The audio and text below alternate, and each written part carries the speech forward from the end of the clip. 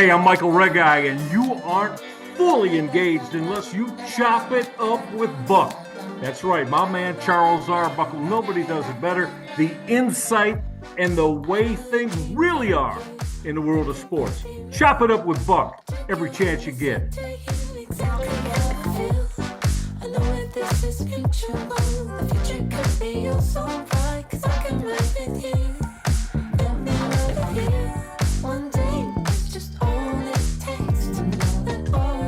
We're chopping it up with Buck. We've been off a little bit because it's fall season. It's all kind of stuff going on. But I had to get my guy, Michael Regai. Reg and I did a whole bunch of MAC games back in the day and the heyday of the MAC time. So I'd like to introduce my guy, Michael Regai, to the show.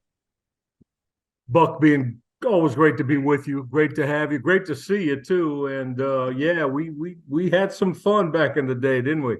Oh, man. So tell us, about when I look at your history, man, it's always kind of cool. We'll talk about the times we were together, but going to Cass Tech, going to Arizona State, out west. Yeah. Just tell me a little bit about what got you from Cass Tech, Detroit, Michigan, out to Arizona State. Well, again, Cass Tech is a very strong sports school. Yeah. And so I was fortunate to be able to, I played all three sports there, baseball, football, basketball. But, I had the opportunity to go out there. I mean, honestly, I was hoping that Coach Schembechler would have me at the University of Michigan, but that didn't quite work out. So, when I had the opportunity to go to Arizona State with Frank Kush, I said, this is a good place to go. And I'm very pleased that it worked out that way. Got a real strong education, majored in television, radio, and mass communication. So that's the most important thing, and everything worked out well. Yeah. So there's so many stories about Frank Kush, and I've heard a lot of them being going out to school on the West Coast. What are some of your memories of him? I know he was maniacal from a training perspective, but guys would bang back then.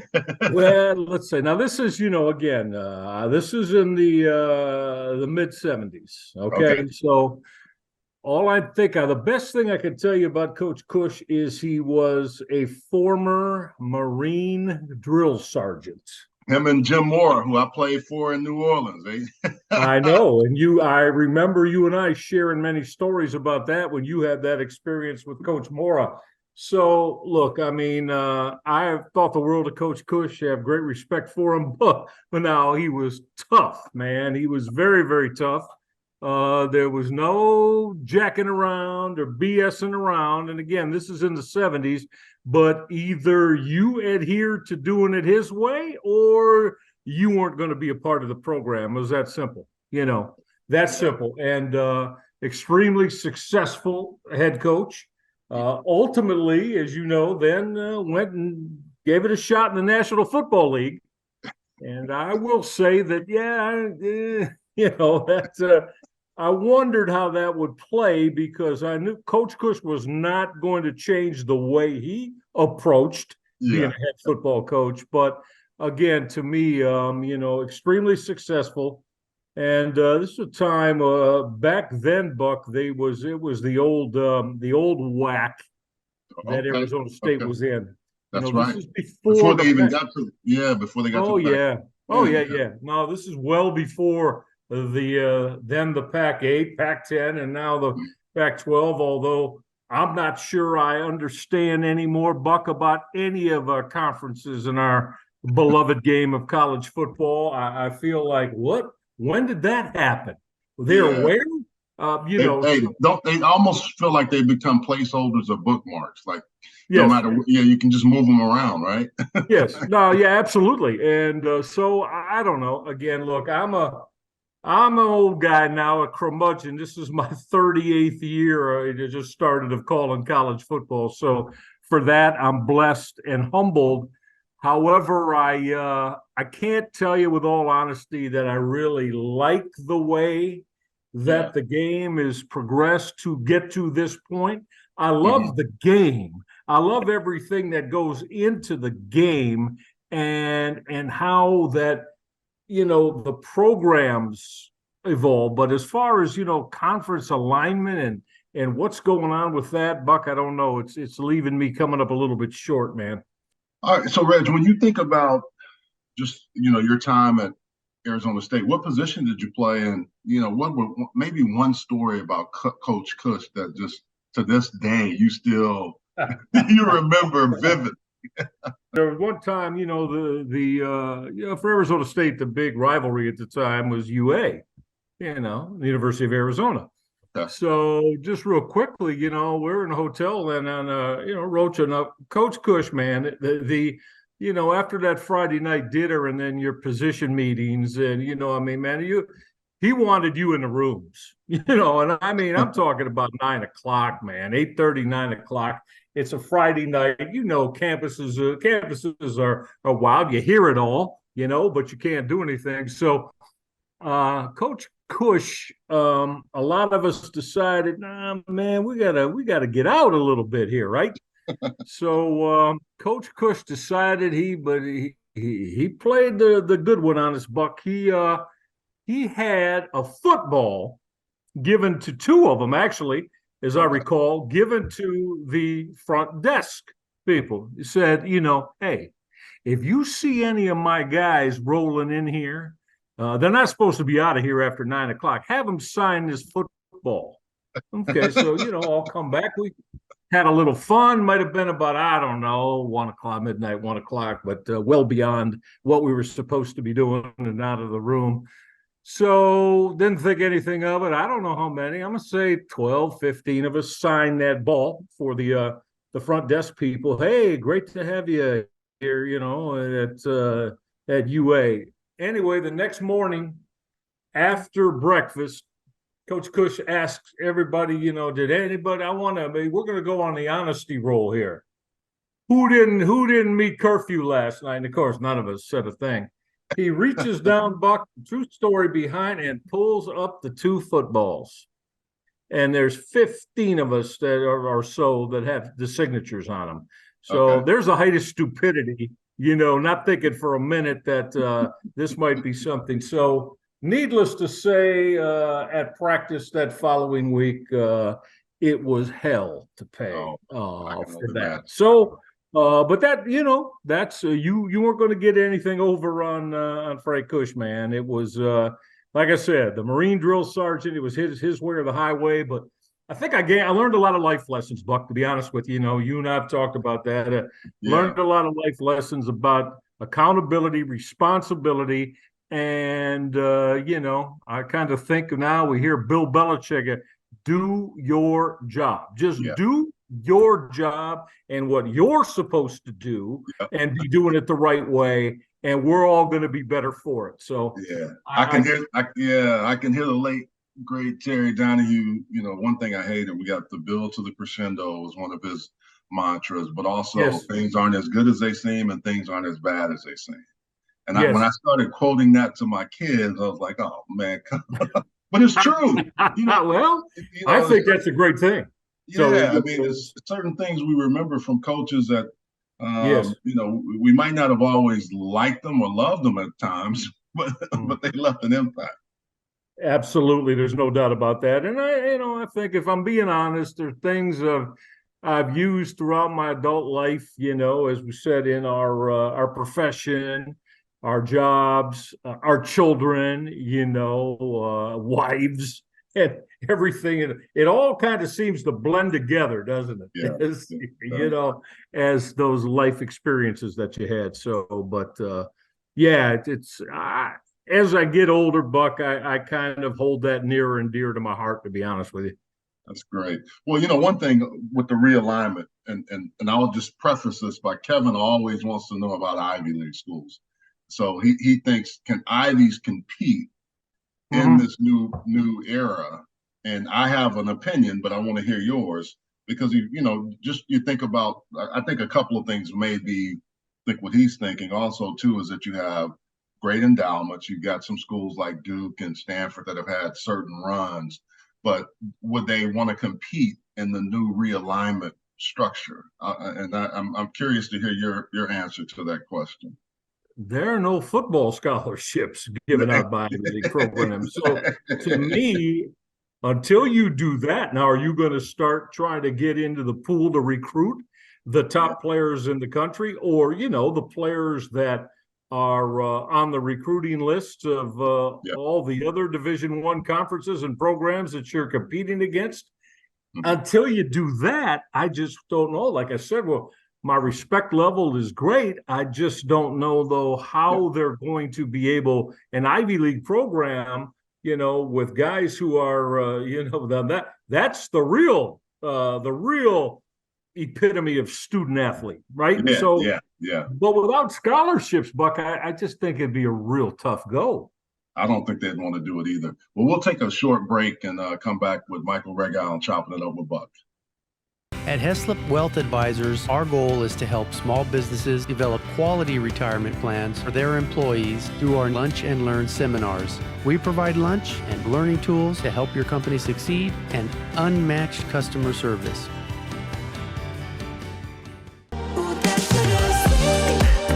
Join us each week and a new celebrity guest on Chopping It Up with Buck. Brought to you by Thin Energy, thinenergy.com. Back with Michael Rega on Chopping It Up with Buck. So, Reg, your broadcasting career, you've been all over, right? You started in the Flint, Ohio, Lima, Ohio, all those towns we used to kind of travel to get to MAC games. But tell us a little bit about how that started and how you got into the industry, and what I know you majored in that, but how did you get your start? Yeah, well, Buck, back in the day when you get done, and like I said, I wasn't of NFL caliber like you were.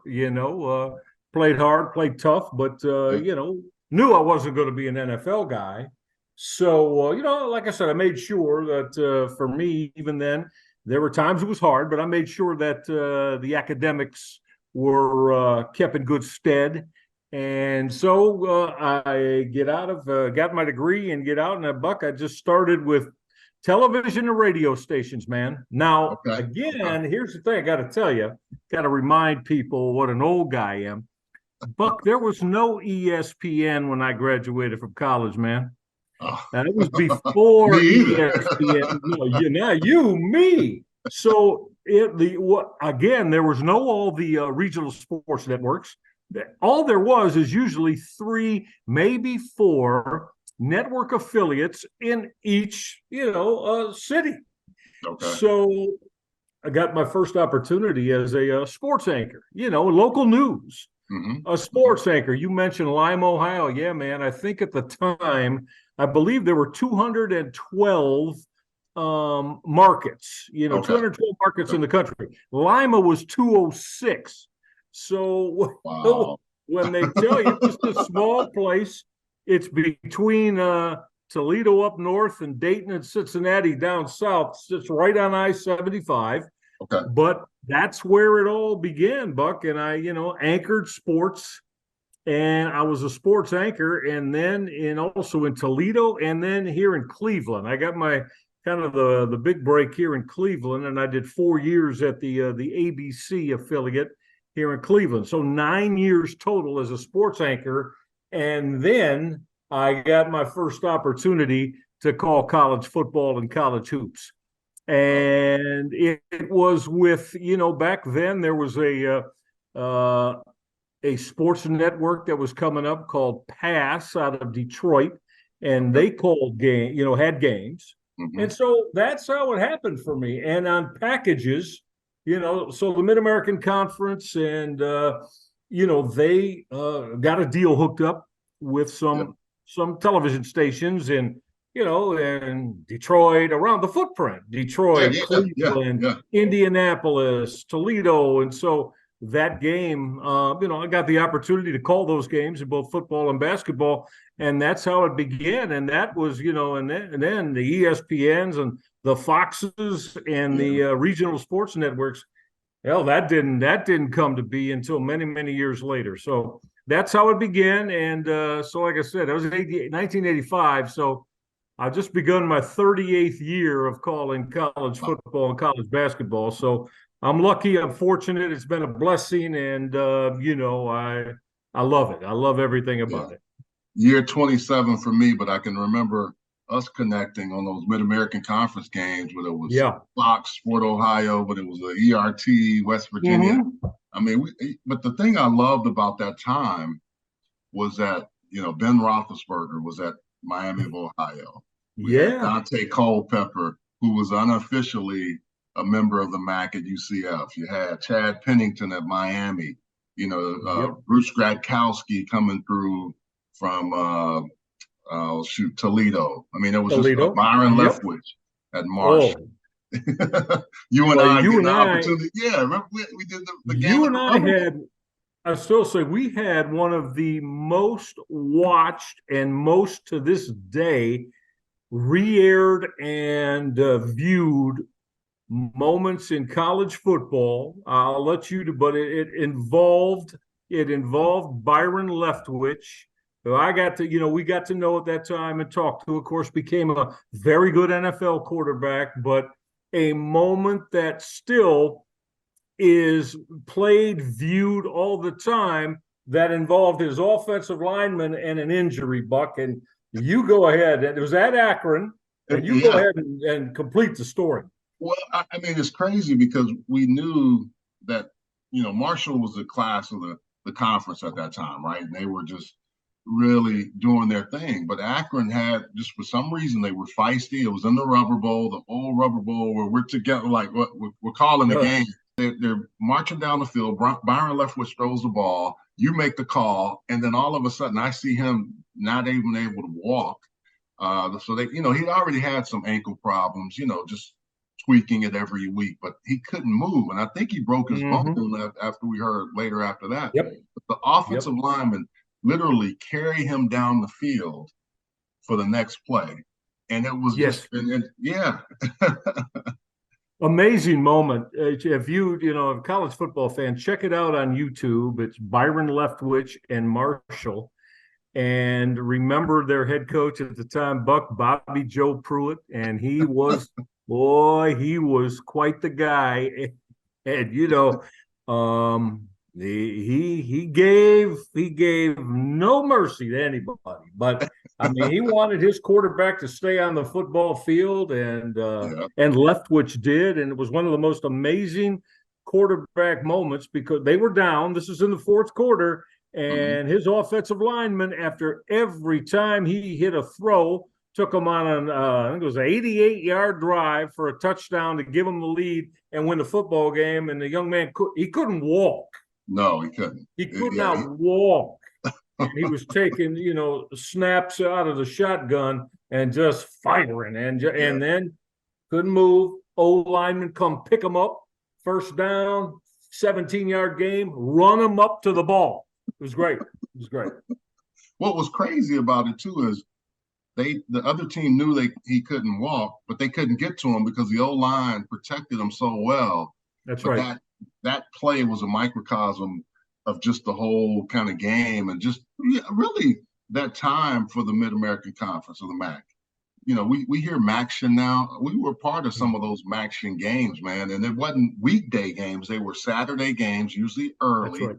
They would end up Bowling Green. Also, can't forget about Bowling Green with Larry Blackney, and then who's our guy, Randy Scott, who was at Miami of Ohio. Randy Walker, the late Randy Walker. Excuse me. Yeah, Randy Walker. Yeah. He passed away, but also Terry Hepner, who was at Miami of Ohio. We had some really good coaches in that league that some of them moved on to coach at the next level and have tremendous careers. What do you remember about that time? Well, we used to say we would hang and hustle in the MAC country and make sure we call the games. And your excitement carried over to me. They used to tell me to calm down. I'm like, hey, I can't calm down. I got to call a game like I see the game. Yeah, well, the only way we knew, right? But the high level of competition, because again, quarterbacks. Look at the quarterbacks that were playing. Josh Cribbs was a quarterback who moved. I was just going to mention that. was Ben Roethlisberger, Byron Leftwich, Chad Pennington, Joshua Cribbs, and all of this in the MAC. Division I, yes, but as you know, it was looked upon as not of the same echelon as the SEC, the Big Ten, the Big 12, the Pac-12, what have you. But look at the quarterbacking talent that came out of that conference. And I thought it was just incredible that these type of ultra-talented future NFL quarterbacks, and not just on rosters, guys who were starters in the National Football League, all came out of the Mid-American Conference from back in that day in the whether late 80s, early 90s, mid 90s. Yeah. Man, these dudes could spin it and they could ball. And like I said, their NFL careers prove that. One guy that I really thought was going to have an opportunity maybe to make it, he was a little undersized, was Tavares Bolden. I don't know if you remember him. I really thought. From Toledo? Yeah. I liked how he played. He was a tough kid, but just I don't know if his measurables I know he wasn't the greatest passer, but he was a winner, man. That team fought for that dude. Those are the kind of things you just remember. Exactly. And you mentioned Tavares, who, probably his greatest attribute were his legs, as were Joshua Cribbs. And of course, we know Cribbs never really got a shot to play quarterback with the Browns in the NFL, but became one of the top returners, maybe at the time, the very best return man, kickoff return, punt return in all the National Football League. I mean, there's 11 kick return touchdowns combining in his career, combining punt and kickoff. I mean, that's pretty impressive, man. Pretty impressive. I think we talked about the quarterbacks, and we could sit here all day and talk about just the talent level, what they were recruiting. Some guys that were overlooked by the Big Ten, and then some of those teams upset the Big Ten teams during that time or played them really, really tough, right? I mean, beat them, beat the Big Ten, beat the ACC, beat SEC schools. Yeah. It happened every year during that 10 to 12 year part of college football. Yeah, some people forget Brian Kelly came from there, as a coach. Absolutely, Central Michigan. So many other.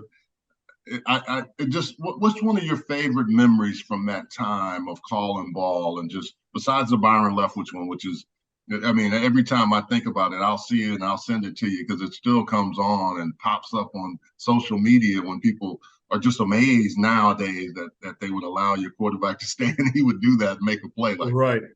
No, I think, as we just said, some of the wins, Bucks, and again, non-conference wins, in September, and that MAC programs had against Big Ten programs, against ACC programs, and even against SEC programs.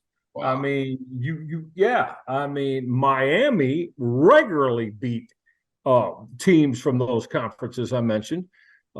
Western Michigan did, Central Michigan did, Toledo did, Miami did. And so, I mean, it was almost like a given. It got to the point where I wonder if some of these Power Fives just are going to say, to hell with this, and schedule the MAC program in that money game. And I don't know what it was at the time. Now, hell, Buck, it's $1.5 million, $2 million. Maybe it was $500,000 then when we're talking about. But, we're going to pay these guys. They're going to come to our place. And half the time they beat us. Well, I got to ask you, man. I told you the excitement that you have in games. And so you were Orioles broadcaster as well. Yeah. See you later. Yeah, your famous home run call, but then Flight 23 taking off. So you saw LBJ, LeBron James, as a young pup, and you watched him and you called a lot of those games. You've done a lot of stuff. Tell me a little bit about what you saw from LeBron James when he was a young player with those Cleveland Cavaliers. Well, Buck, I knew from LeBron, of course, a young man that grew up here in Akron, about 35 miles from here in Cleveland. So I had the good fortune. I saw LeBron when he was in 6th, 7th grade taking it to high school kids in open gyms. And, now the stories start to build, right? Yeah. And it's like, wait till you see this guy. And Buck, the best way I can say it is the most phenomenally gifted young player I've ever laid my eyes on. I mean, this kid, Buck, when he was a freshman in high school, and, again, like we said, very good high school football programs around here. The same with high school hoops. Buck, to this day, I'll tell you, his freshman and sophomore year before he gave it up, I think he caught 24 touchdown passes as a wide receiver. And then finally, after his sophomore year, I think everybody knew that this dude's going to be, he's going straight to the NBA. And I think, all of his people is on to say, what, maybe we got to give up football because, injury could really have, but, to this day, LeBron will tell you, I think he liked football, Buck, better than he did hoop. And he was tremendous. Of course, at the time, he's 6'6". Well, I'm not 6'6" as a freshman. And of course, they just throw those fades to him, man. Those sidelines. Absolutely. He'd go up and rip it down. And so he's 6'6" and 210 pounds at 14. I felt, but high school kids couldn't check him, couldn't deal with that. Yeah. But it was all about, getting the ball to him. And I firmly believe he would have been a college All-American and a big-time NFL player too, had he decided. And I had the great luxury his first 4 years in the NBA. I called every game he played, all 82 of them with the Cleveland Cavaliers. And, to this day, Buck, he is the most elite talent that I've ever laid my eyes on, man. He had everything, and the kid wanted it badly too. Yeah, it's funny. Wanted it. So you were around him for so much, because a lot of people then say, well, he doesn't have the killer mentality that Michael Jordan had, or maybe Kobe, the Mamba mentality. He was 18 years old, Buck. He came in at 18 years old playing these dudes that you just mentioned. On some bad Cleveland teams. It wasn't and his very first year, he's 18 years old. It didn't turn 19 until near the end of the season. And he took the Cavaliers. I mean, they went from I believe 17-win team, and in his first year, they won 35 games. They doubled. Now, they didn't make the playoffs, but they doubled the win total. And like I said, he averaged 21 a game, and he's 18 and just doing things to me, man, that, as you and I as athletes, as an 18-year-old shouldn't be able to do against the greatest players in the world. Now, with that said, you got the Orioles, the Cavaliers. Talk about the Browns, because you're still doing a lot with the Cleveland Browns as well, right? Yeah. Well, I always lived here in the off season. I made this my home because even though I was doing the Orioles, so I did the Orioles for 8 years. But when basically end of September, that first week of October, I would come home, try to get in a few college football games for ESPN. And then by that first week in November, the NBA would start. So, but yes, during the basketball season, I was here in Cleveland. I guess I called the Cavaliers for 14 seasons, and LeBron's first 4 before he then, as he wound up going to Miami and winning the championship there when he had a chance to go with free agency. But, I mean, again, I consider myself extremely fortunate to have called, at the time, I was the only guy that was the only broadcaster that was calling, was the main guy, the number one broadcaster in both the NBA and Major League Baseball, and was still calling college football and basketball. But you have to ask about the Browns. I called Browns preseason games. I think you've done that too as well, where Yep. the team will hire you. Back then it was 4 preseason games, and you called all of them. And that and did a lot of shows too, Buck, like you also have done. Coaches shows, players shows with the Browns throughout the course of the week. So it's I've been, like I said, I've been extremely blessed, fortunate, and very, very grateful for all those opportunities I've had in my career. Now that the NFL is starting again, the Browns actually look pretty good in week 1. What do you think about them? And with Deshaun coming back, it seems like all the noise and outside stuff that was going on with him has subsided. Hopefully he can keep that together. But what do you think about the Browns and their chances this year? It's all about Deshaun Watson, baby. I mean, he's listen, I think he's special. I really, really liked him as he started to ascend during his Houston Texan days, right? Yep. And last year, I'm not going to sit here and tell you that those 6 games he wound up playing after he, got off suspension, didn't look to me like the Deshaun Watson that we were all used to seeing. Can he get back to that, Buck? Well, he's had the full off season. He's had, he's done everything. He's done OTAs, summer camp, training camp, fall camp. So he preseason, and here we are. Now, I don't think he played great last week, but most quarterbacks didn't last week. I know. Right? It was a rough opening game for most of the better quarterbacks in the NFL. So I'm a believer in him, Buck. To me, I think, again, he's ultra gifted and talented, but they've got a real good roster. All right. I think if you look at their 53-man, I love Nick Chubb. I love Nick. He's the best running back in the NFL. He's the best. Never says a word, Buck. The dude never says a word, never opens his mouth. It's tough to get him to talk. And I believe he's the best running back in the National Football League.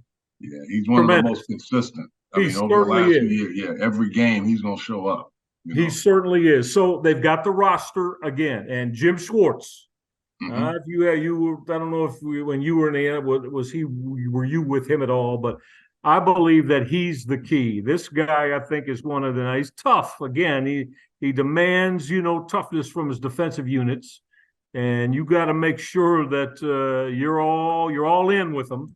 But I think he's the difference. They look, and I know it's only one game, but his unit looked real good last week, Buck. And I think that that Jim Schwartz may be the difference in maybe this can be a 10-11 win football team that maybe wins the division, or certainly, but they got to win I'm not going to be like a fan and talk Super Bowl. I don't do that. But they got, to me, they need to win a game or 2 in the playoffs. Got to get there first, and then win a game or 2 in the playoffs to validate all the positives that we believe and are saying about them.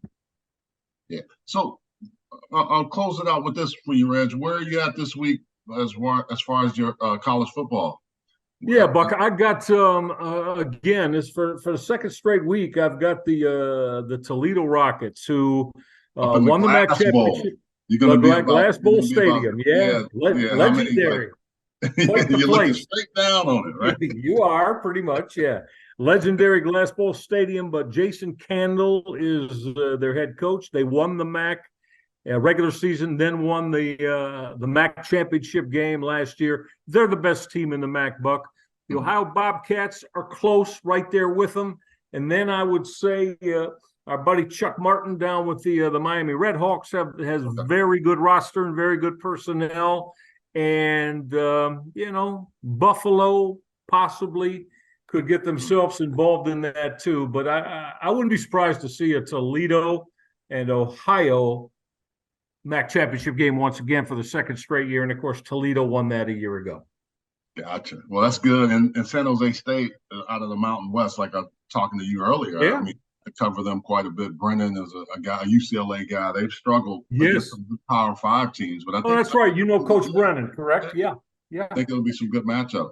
Well, It should be. It should be a fun one, and I think San Jose State they got the quarterback and they got the offense. They could come into the Glass Bowl and win. It wouldn't shock me if they did. I think they're that good offensively, but we'll see. It should be a good one. I'm thrilled to be calling it on what are we on this week? On ESPN Plus, we're on this week. Gotcha. Well, hey, we'll get you out of here with the 2-minute drill. Yes, sir. We always put this together at the very end, and so go quick. You're telling me. Go quick. Well, it's designed for you to score. It's a time clock management for me, but they put you in a position at the quarterback. You played a little quarterback when you were growing up. I know you had to. As a kid, yeah, for sure. Well, the first one should be really easy for you. Old school jazz or Motown? Motown, the Temps, the Four Tops, Diana and the Supremes, Smokey, Marvin Gaye, Motown, baby. I made that too Motown easy. Forever. I made that too easy for you because I knew that being a gas tech guy. But what I guess the cool thing about Motown is when you go to Detroit, and you live there. I visited multiple times. When you go to the Motown studio to see how small it is, but how much music was made in that hit-making factory that Berry Gordy and all of his producers that put together. I mean, it's amazing whenever I go there. And I can't get enough of the knowledge of what happened there. Yes, and the talent, Buck. Yeah. I mean, just the immense talent, the musical and entertainment talent that came out of there. I mean, I am thrilled that, again, Detroit gets a bad rap a lot of times, but listen, man, when I grew up there as a real young kid in the 60s and then into my teenage years, there was nothing like being in Motown, Buck. I mean, it was, I just think it was trend-setting in every way in music and entertainment, and some of the greatest entertainers that we're ever going to have in the music industry all got their start in the Motor City, in that small little, on Grand River, in that small little house that Berry Gordy started Motown in. And again, long live its day, man. The best. That's awesome. Well, so now that you don't really call, I mean, I know you still call some basketball and baseball. What's your favorite? Basketball, on being on the call for a basketball broadcast or a baseball broadcast? Well, football's number one. Yeah, well, I knew that. You assume that, huh?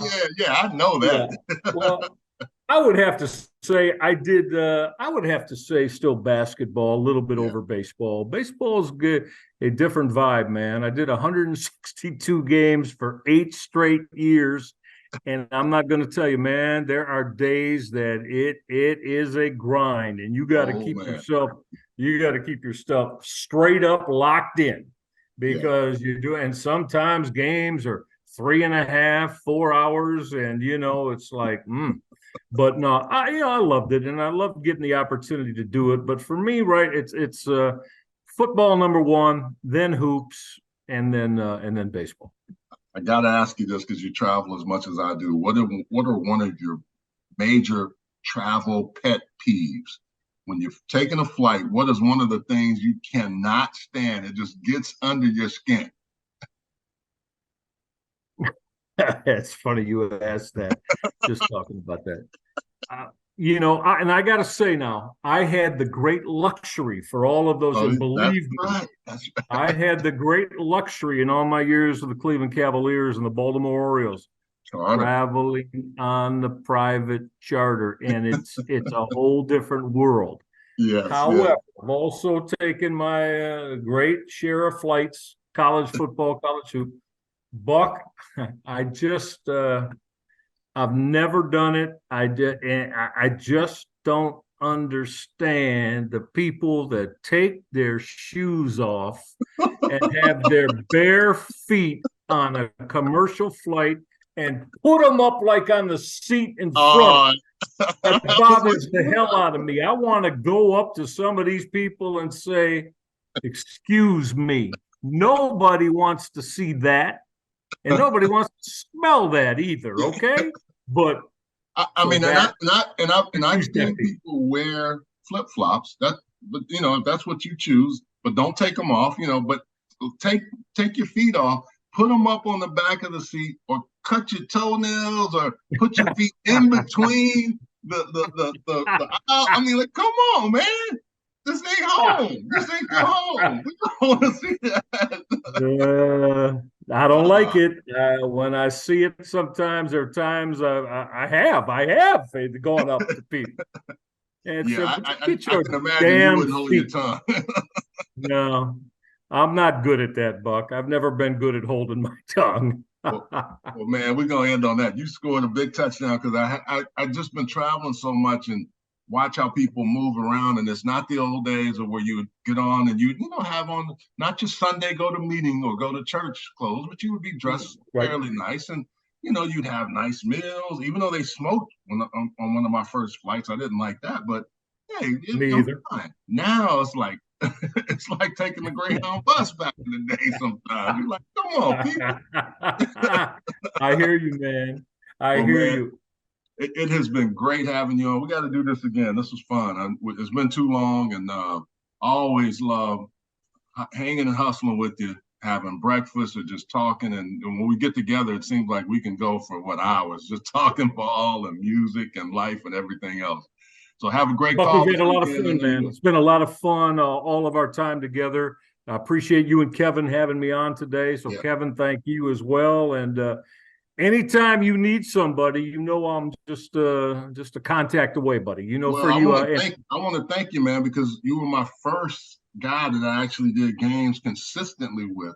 Right. And it was nice to be able to lean on you because I watch film. I'd go back and watch, and you give me some good pointers, and it's just helped. In this industry, you don't always get that. You don't always get people telling you what you need to know. They tell you what they think you want to hear. And I just want to tell you, I appreciate that. Well, you've carved out a tremendous career for yourself, and I'm very proud of you that we had the opportunity to work together. And as you just said, that you took everything so sincerely as you did, and used all of those early days that we were together to help you move forward. You've done a great job, and keep it up, man. Keep rocking.